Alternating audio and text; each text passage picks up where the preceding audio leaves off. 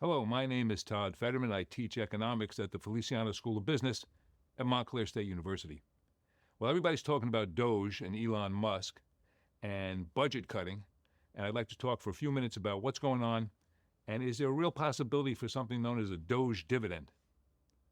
To get started, we have to take a short look at the federal budget. In 2025, the federal government is going to take in approximately $5 trillion in revenue. Half of that comes from income taxes, that's on your 1040. About 36% comes from Social Security taxes. Some of that's paid by you, some of that's paid by your employer. There's a small amount that comes from corporate taxes, and say small relative to income taxes.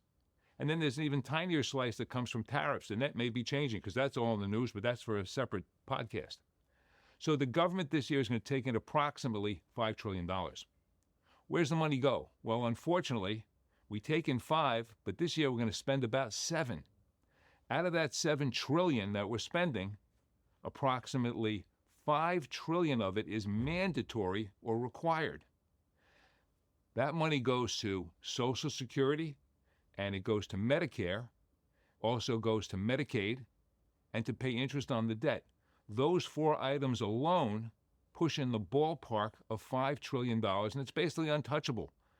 There's very little cutting to be done there. So what's left is about $2 trillion worth of discretionary. The discretionary money is split into 2 different pieces.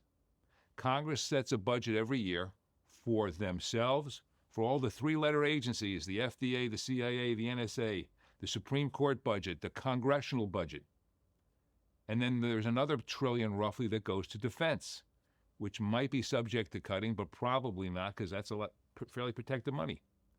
So when we get down to it, out of the $7 trillion that we're spending, there's really only about $1 trillion of discretionary items that are available for cutting, and that's what DOGE has been working on.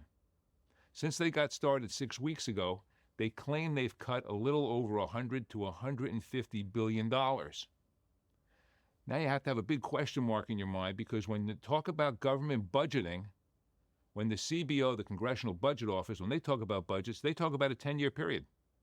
So if you're going to save $25 billion a year, they might say they're saving $250 billion over 10 years. So when the DOGE people say they're saving $150 billion, is that one-time expenses? Is that expenses over 5 years or 10 years? We're not even sure. Wall Street Journal, New York Times have done analysis of what they say they've cut. There's lots of question marks, and it's still very much brand new. Let's make an assumption. Let's assume that DOGE is successful in cutting $500 billion annually out of the budget. That sounds like a very aggressive number to me. I don't even know where you can find that amount of money, but let's assume they could. So there's been talk of taking 20% of that, or $100 billion, and returning that to American taxpayers. Forget about the details about how it would go, who gets what per household. Could they really send $100 billion back to people? Well, it would be very popular, but here's the problem. We're currently spending $2 trillion more than we're taking in. Let's assume DOGE is successful and they can take $500 billion and chop it out. So now we're only going to spend $1.5 trillion more than we're taking in. If we're going to take $100 billion and send it back to people, we're already borrowing $1.5 trillion this year. To send $100 billion back means we're going to have to borrow another $100 billion. We're going to basically be borrowing money to send ourselves money. And in addition, if we send that money out to households, they've made some claims that say they think people will pay off debt, etc. But with the current conditions and the recent inflation over the last couple of years, there are so many households having difficulty making ends meet that if you give them money back, whether it's $5,000 per household or more, most of that's going to go to paying bills. And if you increase spending by $100 billion, it's probably going to be somewhat inflationary.